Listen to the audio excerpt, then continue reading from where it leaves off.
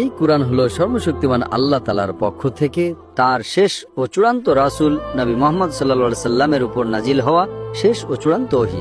এই কুরআন হলো বিশ্বের সবচেয়ে ইতিবাচক বই। এটি মানবজাতির জন্য একটা ঘোষণা, দয়া এবং জ্ঞানের একটা ঝর্ণা।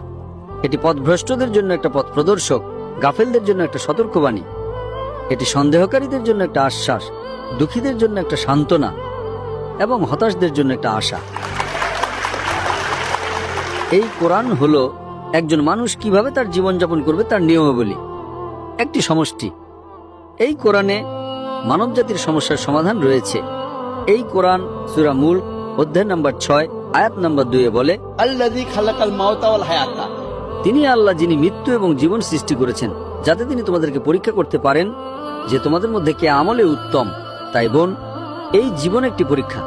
ওকে, যদি আমরা কোরআনে দেওয়া নিয়মকানুন মেনে চলি তাহলে আমরা পরীক্ষায় পাস হব, আর যদি না মানি তাহলে আমরা ব্যর্থ হব এবং